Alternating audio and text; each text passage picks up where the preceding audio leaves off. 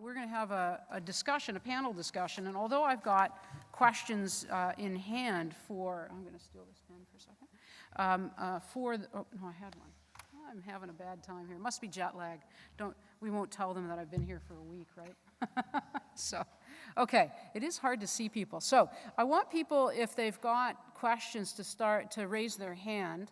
These can be questions of clarification. We've got two people who are going to carry around a roving mic, and we can do questions of either clarification or others for the panel. And I'm glad to see that there's already a question in the audience, so we'll go to the question in the audience first.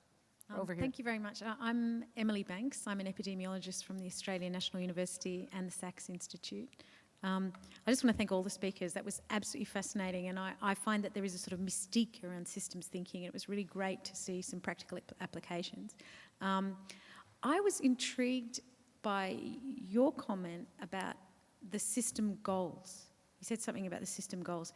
Now, I was just wondering if you'd expand on that, because when I look at these systems, it would seem to be that there are often multiple players, each one with different goals, and the idea that the system as a whole has a goal suggests some sort of agency, and I'm just wondering what you mean by that. So that's a great question. I'll turn to Danelle Meadows, who's really the source of this idea.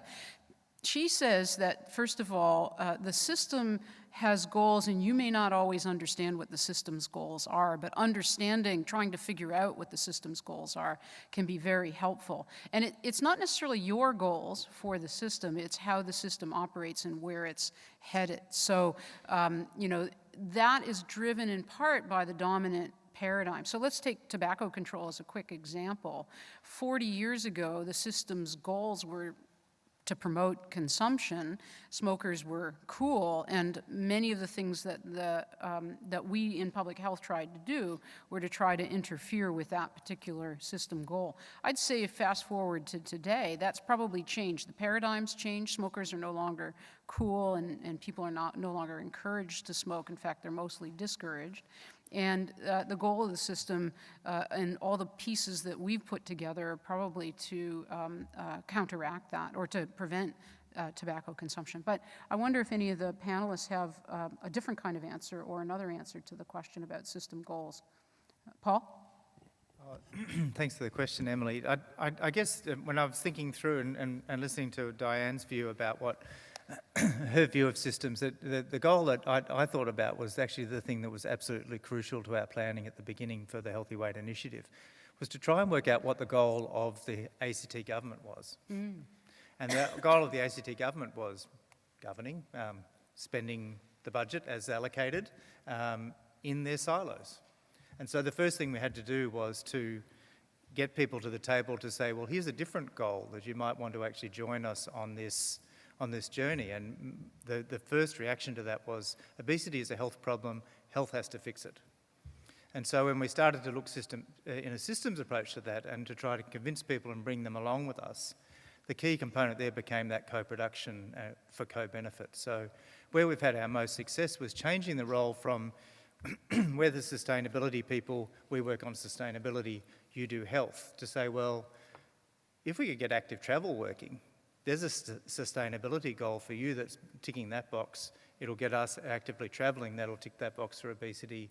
And if we do it around schools, the example I showed in the talk, then that helps us with a whole bunch of educational outcomes. And so suddenly we had 3 departments that had never thought in this way before, never collaborated in that way before, collaborating in a different way. So we upset the system completely. We then, and the diagram which you wanted to criticise more until I explained it to you earlier, explaining that to a whole bunch of non-systems thinking people in government, particularly in Treasury, is impossible.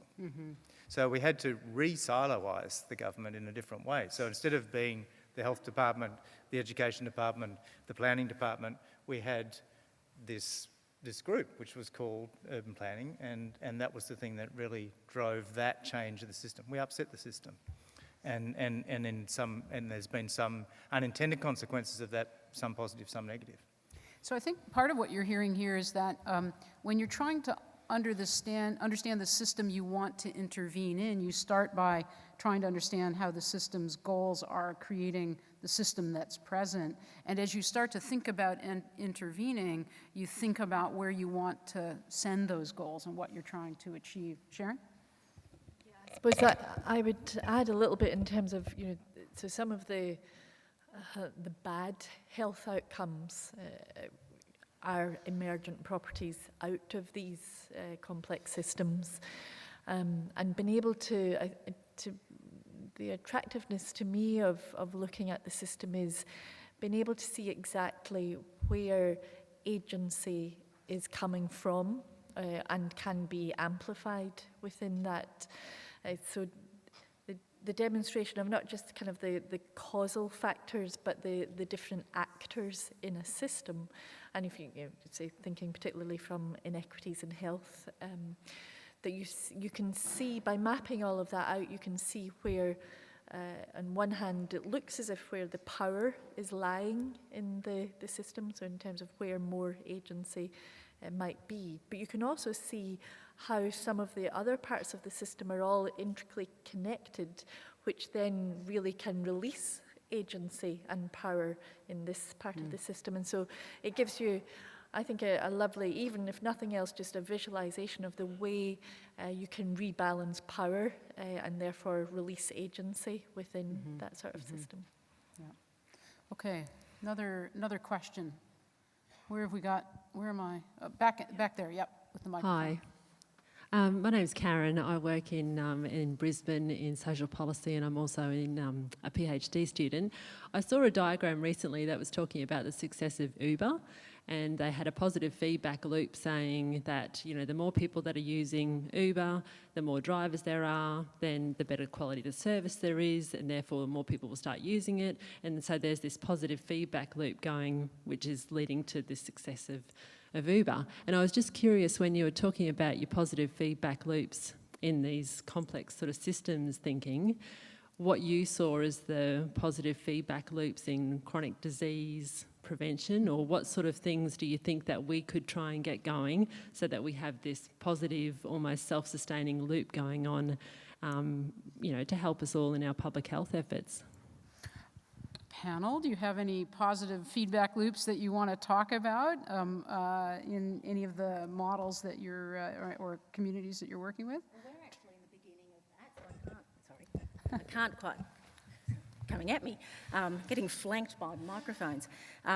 So Sharon, I think you've probably got real solid examples of that. I think probably one of the interesting things in the group model building, which was only last week in WA, where we had a whole range of stakeholders who spent 6 hours building a model together of a causal loop diagram of the kind of key issue of engaging with broader people and organisations in prevention within their local community.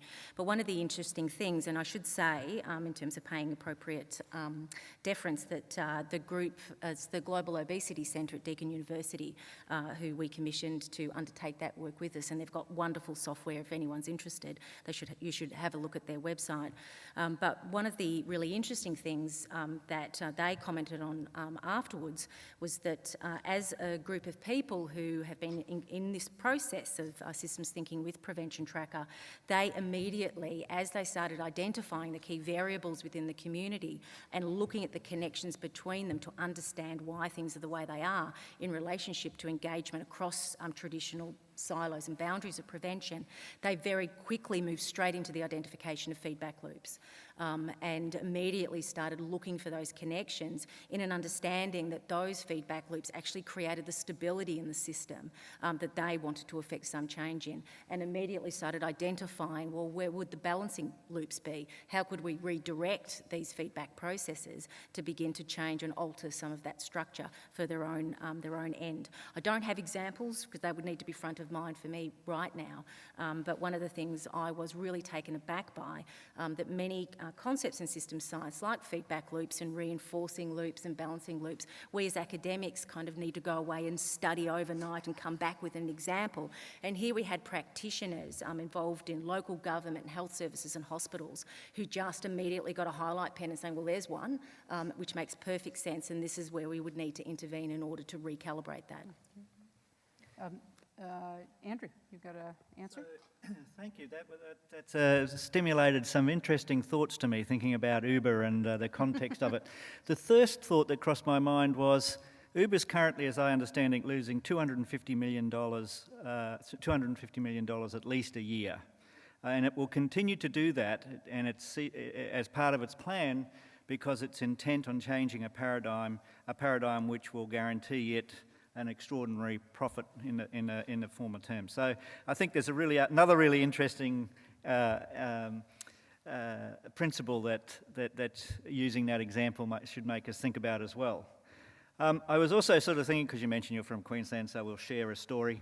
So I had a senior position in the Queensland Health Department towards the end of the last Labor government, not the current one, and where the government was throwing hundreds of millions of dollars, billions of dollars in fact, into health because it was bleeding politically in relation to that.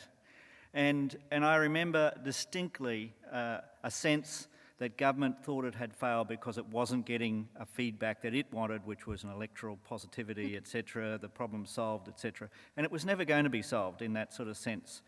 And I think, looking back on it, I think we did fail to communicate and get out what it was that was being achieved through that investment. So I think the point you're making is really well, it has got some interesting perspectives from both sides. So how do we do it differently? And I think this is really important because I think we haven't done a good story, we haven't done a way of selling the prevention story in a way that is believable to people, to communities and to governments in a way that they feel like it's worthwhile continuing to do in a way that goes beyond pointing the finger at people and say stop eating so much and get out and walk. And I think we do need to think through what are those measures, and we have another series of work within the prevention system which is within the Prevention Centre, which is actually starting to try and think about those issues. Not starting, it's a piece of work we're doing, trying to look at different ways of measuring prevention, for example, looking at the issues of productivity gains and how do we measure that as one sort of type of feedback, but equally in how we convey the message and the comparability of what we're doing in prevention with other things, like, for example, the sorts of gains that you can have through prevention, and how does that equate to other forms of things that the health systems invest in, like surgery or medicines, as the case may be, and to sort of start to get people to realise that the sorts of effects that we're talking about are the same sorts of magnitude in terms of what's gained, and addressing the issue that prevention's always sort of as something that's going to happen in 10 years' time, i.e. well outside of their political cycle. And how do we actually make people understand, in fact, that you get gains from these things sometimes very early in the piece. One of the generic feedback loops that I often talk about as a suggested place to create a positive feedback loop is the relationship between cooperation and competition. Okay, they don't sound like they're the same thing, but let's think about two levels in a system: sports teams and sports leagues, okay? In the league, the most competitive team, which is at the level below it, is the one with the most cooperative players. So if you create competition, you can engender cooperation. And in British Columbia, in the run-up to the 2010 Olympics, the government created a competition for additional resources for ministries that were not health in order to do a health project or a healthy weights type of project. So they created a source of funds, and different ministries competed for these extra funds, but they couldn't be led by the Ministry of Health. They could work with the Ministry of Health, but they couldn't do it. And I think there were some 30-odd projects that were funded in this short-term 3-year period of time that actually the evaluation of them suggested they were innovative, they were helpful, but as is classic, then the Olympics happened and government moved on to another agenda, so the fund went away. So we do have to find ways to sustain these things, but there's a way to take a generic relationship, positive feedback relationship between cooperation and competition, and apply it in the creation of new and innovative stuff. Is there anything else that, Paul, do you want to add? Just quickly on feedback loops. So I think success breeds success, and everyone loves success stories. I came across a quote once where it goes something like this, that the universe is made of stories, not atoms. And so whilst a lot of quantitative, and my background is as an epidemiologist, so I love quantitative data, and putting that to Treasury on an economic basis through productivity and so forth is really crucial. But it's actually gathering those personal stories, and I think this is where Therese's work is really, really beneficial, because she's right down there in the weeds as it is, listening and hearing and gathering those stories. They're the ones that really drive politicians. And we heard that some of those from Minister Hunt this morning. The things that he mentioned, it was apparently only the good-looking cystic fibrosis kids are getting that drug, not the ugly ones. So I don't know how that works, but you need those personal stories as well as the quantitative data to drive success. And once you've got those, there's a momentum that builds. Yeah, that's great. I assure you that that's not the case. That's another hat that The Dan pharmaceutical wears. benefit scheme does not fund on the basis of beauty. Of looks. Okay, our next person with the microphone's down here, and then we have a hand raised over there, and I should be looking towards the back, so I apologize, but down here. Kia ora tātou, Heather Kane from Auckland University of Technology. I grew up with a background in social justice activism, and I've been learning more and more about systems change approaches, but it seems awfully like structural analysis, and it seems awfully like Indigenous holistic worldviews, and it seems awfully like lots of the work that we've been doing with whānau water impact assessment. So I wondered how you thought that it fitted or didn't fit with any of those three traditions. Well, I won't speak about those three specific traditions, but just make the comment that one of the challenges that I think we face in public health is this isn't something new. There are many, many different disciplines that have given rise to what are essentially very similar or the same systems approaches with different language. So part of the problem is that we don't have a common language and logic yet that we can all turn to, or theory of complex adaptive systems as applied to public health. And so we all pick and choose the ones that we actually find the most, I guess, intuitive for ourselves or whatever. So I think there is you articulate, the subtext of your question is really quite a problem, I think, for public health, that there are these many, many different disciplines. But others, do you have comments or something to add? Sharon? Yeah, so I think it corresponds to each of those, I think completely, and I don't think it matters really how you articulate that. If you think of how different fields progress over time, you draw on pieces from different places, and that's fantastic. I don't think we need to be worried whether it's a structural analysis or whether we call it a particular type of systems analysis. I think what was lovely, Diane, actually, was that just that demonstration of different approaches that we can do this, and some of them will be relevant for some questions and some of them will be relevant for others. I think it's exciting within public health that we're thinking in this way. Others have been thinking in this way forever, and they look at you as if, really, are you this late to the party? But that's okay. That's the evolution of the field. I don't get worried at all with the fact that we're using different. I'm going to challenge you a little bit on that, because I really think that we've been at this for more than 10 years now. I mean, that systems map for obesity came out more than 10 years ago. And TAPS has done a nice study talking to decision makers and asking about systems approaches, and it suggests that everybody thinks, this sounds good, but where's the evidence? How are we going to advance the field?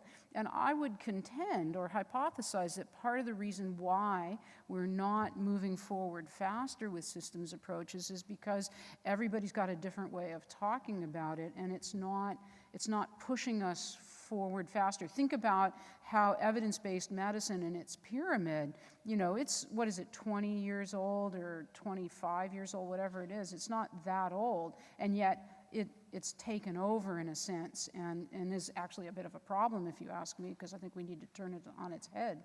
So I would beg to differ that I think having a bit more of a common language and logic would help us move faster. Am I wrong? Andrew, you were sort of shaking your head there. No, not at all. Well, the first thing I wanted to say that is if we can trace the origins of our systems thinking to the three areas that you talked about, and then I'd be quite proud to be associated with them. I think those have all got attributes that we would want to welcome into it. The second thing is that for 10 years I had the privilege of working with a group of communities and researchers in North Queensland on a thing called the Family Wellbeing Program, which was an empowerment program for Indigenous communities. And I learnt lots of things from that, an enormous number of things from it. But one of them was about the sense of the importance of whole, the importance of thinking about the whole, and with the W, and that holistic nature of health, that holistic nature of life. And as soon as you start to do that, you know, the grasp of complexity that exists in that thinking is enormous. I mean, it's fundamental to what it is, but it's not something that's easily conveyed to the sort of hard-nosed people that we have to work with for decision makers in Canberra, in state governments, and wherever. Whereas system thinking has a framework, it has a methods that they can relate to in some way or another. So I think it has a purpose, and we've been able to demonstrate that on a couple of things that we've done so far. That the comfort of that they can engage with it, they can see what's actually happening when we use some of this agent-based modelling and things like that to give them a sense of what's going. So I think it is a very, very useful, and I think I said that in my introduction. The thing for me is that it's provided me with a framework which is sharing the background with Paul in epidemiology. We look for these sort of rational and numeric answers to things, but we know in our heart that that's not the full story. This at least starts to enable us to give us an approach where we can get a fuller sense of a way of looking at the full story. But we need more empirical evidence that a systems approach actually gets us further faster in prevention, and without a more common, logic or language and logic for it that we all adhere to. I'm worried that we're still going to be spinning our wheels for a long time. Maybe there'll be good positive feedback loops, but maybe not. So I don't know. Any challenge or Sharon? Since I challenged you. I am conscious there's still a few hands because Okay. we'll come back to it. Okay. All right. So where's our next? I think our next one was here in the middle, correct? Is that okay? Sure is. Monica Bensberg, Victorian State Government, Department of Health and Human Services. Thank you. Conference highlight, everyone up the front, so thank you very much. One comment, the obesity map's famous, but if people took the time to read the reports that accompany the obesity maps, they're the best how-to for systems approach in health promotion I've read, and I'm doing a PhD in systems thinking at the moment, so they're very accessible. And so the Foresight reports, they're 10 years old, but they're just awesome. And there's a little one called Building the Obesity Map that talks about not the 108 variables, but the 24 around food and the 28 around physical activity, and it describes the intervention points with the best sort of strength behind them. So if people have got time, I'd really encourage them to, they're like your beginner's guide to systems thinking for prevention, so I found them really useful. Building on, this is my question, is this stuff too sophisticated for community-based practitioners to do on their own? Because the stuff I see is when the unis come in and when the consultants come in, and they need help drawing the causal loop diagrams, and they need help doing the group model building, and there's this level of sophistication that seems greater than other prevention theories. Is it too hard for practitioners at all levels? I wonder, Therese, I'm thinking about you and with that question, but Paul, you also wanted to say something. We can talk about policy makers practitioners. No, it's not too sophisticated. Certainly I think time will tell with Prevention Tracker, but to date I haven't been challenged more on my interpretation of data.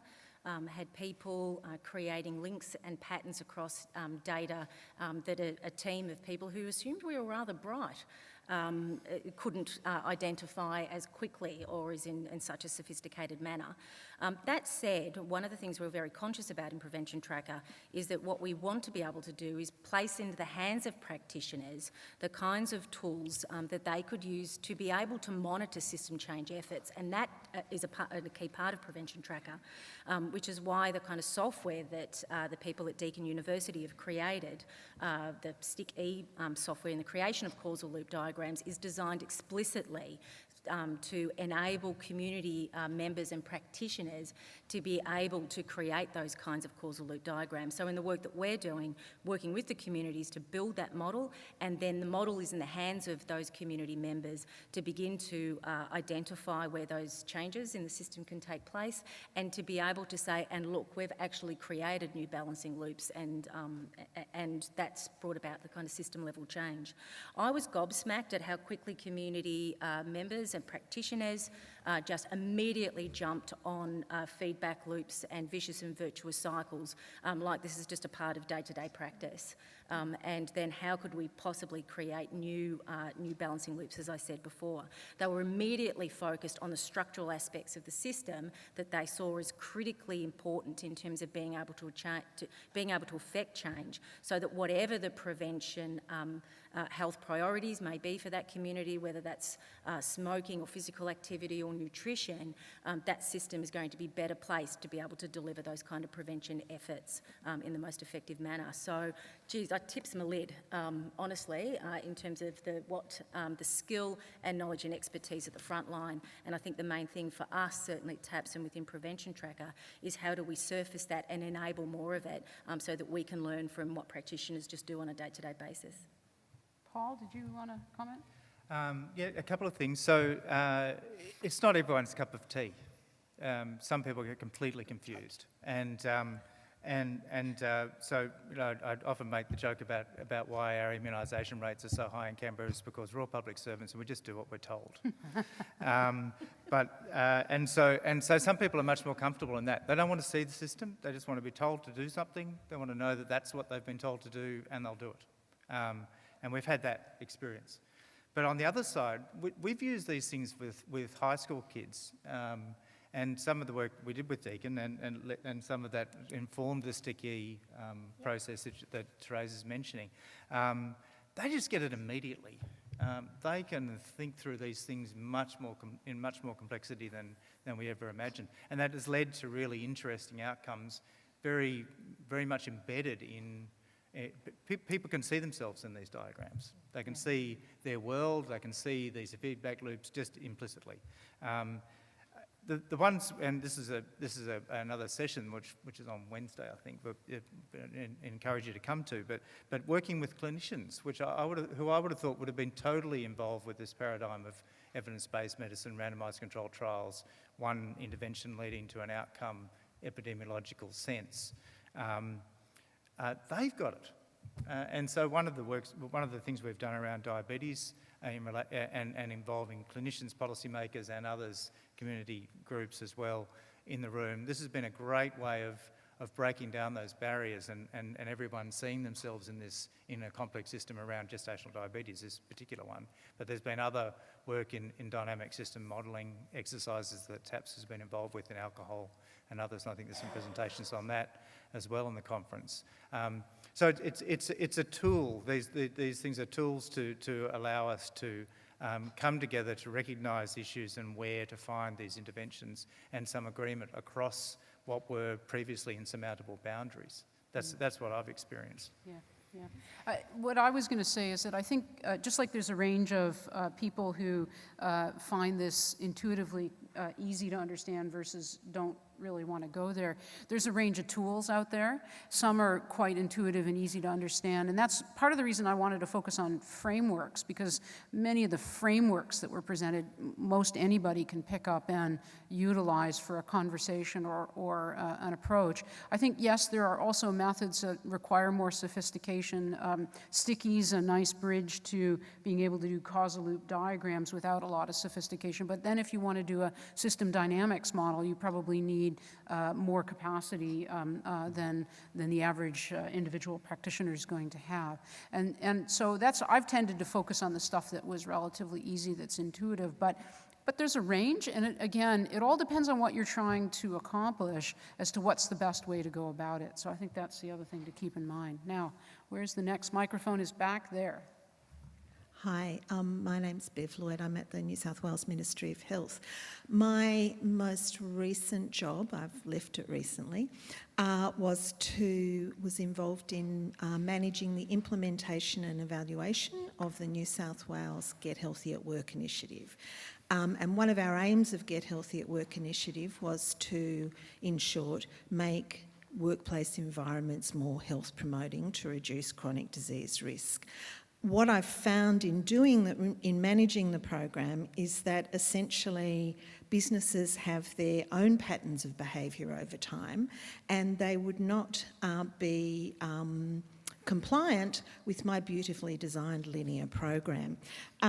However, my boss, the New South Wales Government, the Chief Health Officer and the Director of the Centre for Population Health, requires significant reach and effectiveness of that type of program. So I guess my question, which I don't expect you to answer now, but I'd certainly like to talk about it with some of you later, is how can I use those frameworks and complex systems maps to guide action to take a systems approach, but at the same time meet the objectives of my boss? I'm going to turn to Paul to see if he's got a comment. I was just quickly going to my 19 actions in the in the Healthy Weight Initiative, of which several are similar to yours, as you know, Beth. But look, I think it's quite interesting. It comes back to I'm not sure if she's still here, but the person that mentioned, well, isn't that just the stuff we used to do before? I mean, Just move back 4 rows, that's all. all right. From the Maori models and so forth of holistically looking at health. But I guess the issue for me is that in workplaces it's really hard to get past Pilates and Pilates back rubs at lunchtime is another good one, and fruit bowls. They're the 3 things when we go to engage with workplaces, that's what people go to, and that's what they know. And of course, what we're wanting them to do is in a health promoting workplace is actually look at the fundamental determinants of why people are unhealthy.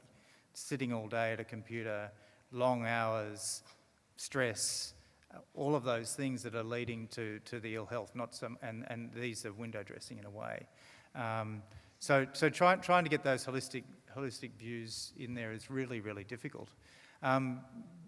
And it comes back to my other point about what can government do in those things. Well, you can provide incentives, you can regulate, you can lead by example. But again, in those circumstances, I don't know how you find working within New South Wales Health in terms of actually or hospitals to try to make them health promoting workplaces. But it's damn near impossible in the ACT, I must say. That's been the most hard nut to crack. Yeah, but it's important. That's where we are all spending a significant part of our lives, and so we can do a whole bunch of stuff in school-based settings. We can kind of be nannies there in a way, but to try to push too hard on those workplaces without that kind of fundamental reform of what work is and how it's performed, I think it's really difficult. So good luck. Andrew, do you have some sage wisdom here?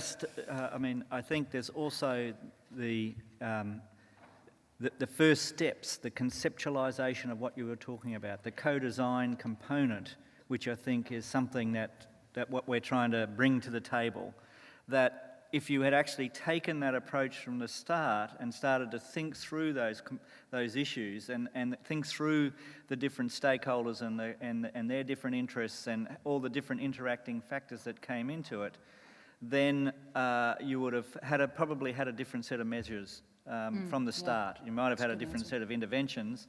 It may well have been that you still had your back rubs and fruit bowls as part of the entry, but I think you would have had a better, you would have conceptualised the complexity of what you were trying to achieve differently, and you might have some different metrics about how you measured success in that environment. Sorry, Diane, just Yeah, go ahead.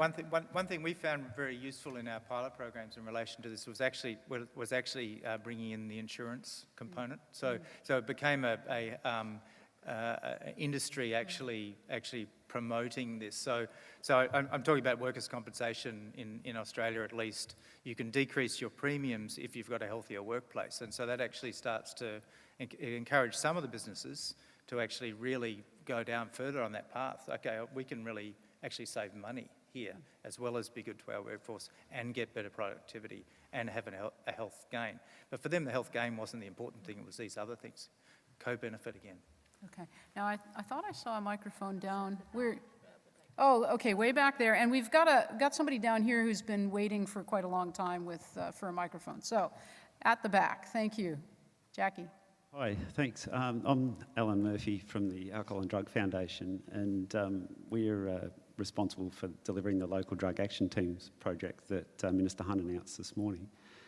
So thank you for your conversation. I think it's been really useful for us as we're looking to embark on a prevention program across the country.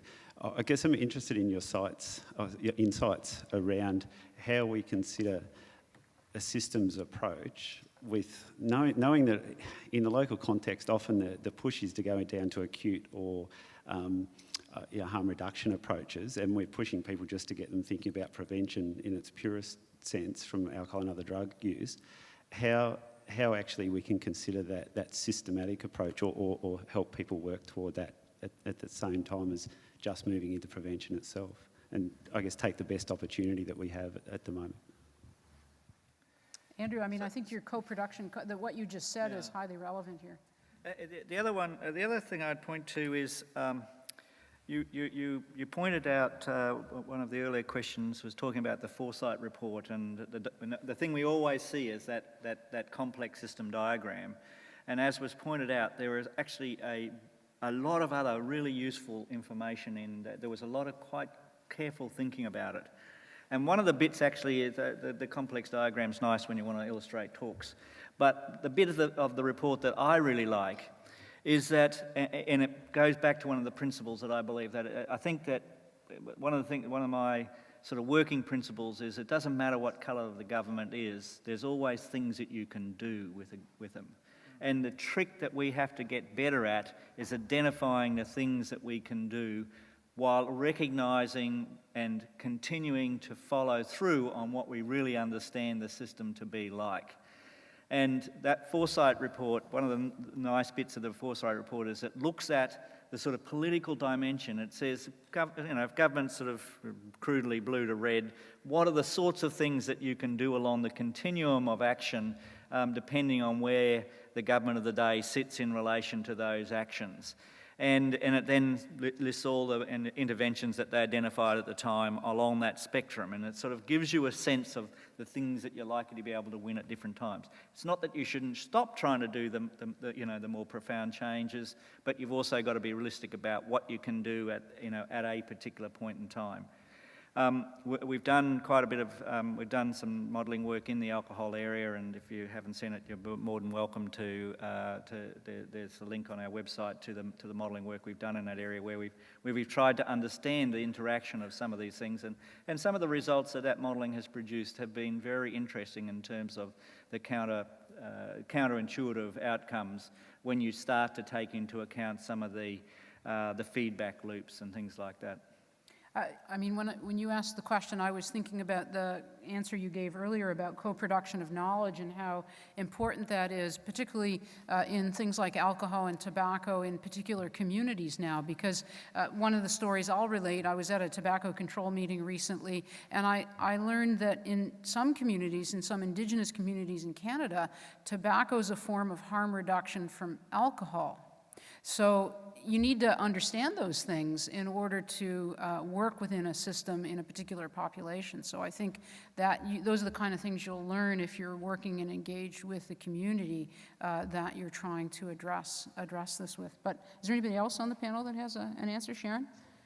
Maybe just to mention the sort of the common, if you remember, the common risk factor approach, but the opportunities, if you're thinking from a I don't know so much from a drugs prevention, but certainly in terms of alcohol as a drug. You've got common alliances there. I mean, one of the big drivers around alcohol consumption, junk food consumption, is the retail environment. So if you're thinking about prevention, so the issues of availability, accessibility, affordability, we speak about them in the food world, you speak about them in the alcohol world, and it was the same within tobacco, of course, as well. So you've got common alliances that I think if you think about land use planning, the sorts of regulatory environment around the retail outlets, I would recommend, and that's you're starting to talk about that wider system. Then I just think you've got some real opportunities. Certainly in Australia, if I remember correctly, that the forecourts, the sort of the petrol stations, forecourt shops, which is where so much junk food gets purchased. It's readily available, it's been purchased, but that's also where alcohol is now most commonly, if I'm remembering correctly, most commonly purchased. So thinking about the forecourts and the petrol stations as a place to intervene from a prevention perspective, you've got some multiple co-benefits happening there.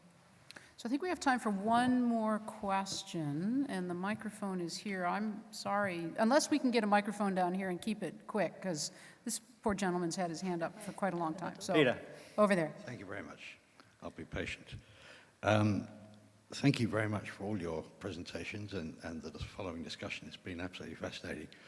I've been a student of systems thinking for over 10 years since an Indian student introduced it to me, and I had to supervise him for his thesis. And it's fascinating to see how it's come along, and I'm thinking of applying that sort of system to my research into health service management competency and performance, and I look forward to trying to do that. I'm just wondering, Therese, you mentioned, it seemed to me that your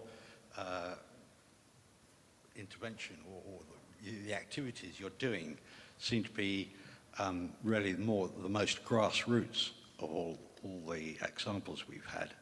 And I think that, to me, that shows that it's when you get down to the community level and to talk to individuals and to empower them to do what you want them to, what they should be doing to prevent chronic disease, that's where whatever system you use, once you've empowered them to recognize the problems, and then they can start doing something about it in their own way. And I think that's the secret, which systems may open up to us, because, and that's not new, that's been going on for decades and decades in global health and local health.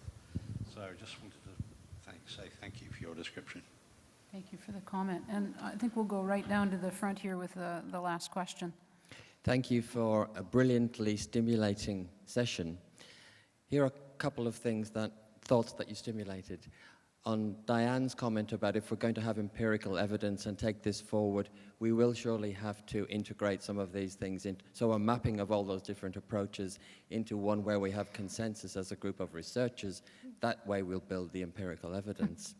When it came to what are the goals, what really are the goals, it struck me that in the workplace setting that we were discussing a minute ago, the real goal might be about reducing absenteeism and increasing productivity. And until we map our goals across those and engage that bit of the system, we're not going to be successful in workplace settings. My last one is about the feedback loops. Which are the positive ones and which are the negative ones? And I was thinking of Healthy Together Victoria, slightly odd example where the Greatest Loser came to town. People got really engaged, but they got real-time data, really quick feedback, not a year later. And that seemed to be really empowering and energizing. If I was to think of the negative feedback, it's the one that comes from industry all the time through the use of big data and marketing through mobile apps and everything else.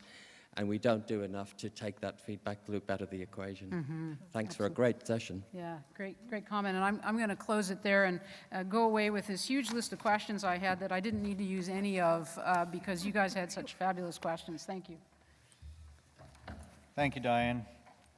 Let me just quickly then close. I'm not going to try and summarise all the many things that we've heard today, and I couldn't do justice to them all anyway. But I would just like to draw your attention to a couple of things in closing. As I opened with, I think chronic disease is one of our greatest health challenges.